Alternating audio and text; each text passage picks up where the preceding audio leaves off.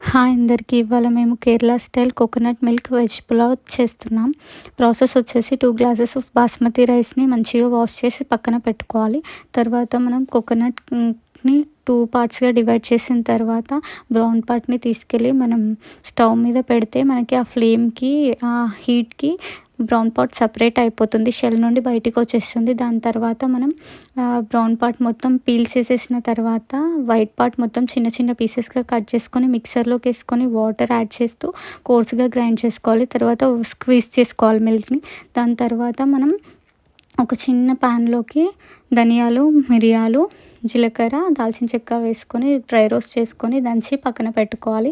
తర్వాత మనకు కావాల్సిన వెజ్జీస్ అన్నీ చిన్న చిన్న ముక్కలుగా కట్ చేసి పక్కన పెట్టుకోవాలి. తర్వాత పెద్ద బగోనీ తీసుకొని దాంట్లో కావాల్సినంత ఆయిల్ వేసుకొని బిర్యానీ లీఫ్, ఇంకా ఫ్లవర్, దాల్చిన చెక్క, ఇలాచి, లవంగాలు, ఇంకా హోల్ గరం మసాలా మొత్తం యాడ్ చేసి కాజు కూడా యాడ్ చేసి మంచిగా కలుపుకోవాలి, మిక్స్ చేసుకోవాలి. తర్వాత గ్రీన్ చిల్లీస్, క్యారెట్, ఆలు, ఆనియన్ యాడ్ చేసుకొని మంచిగా కలుపుకోవాలి. తర్వాత టమాటో కూడా యాడ్ చేసి మంచిగా కలుపుకొని మంచిగా మగ్గనివ్వాలి.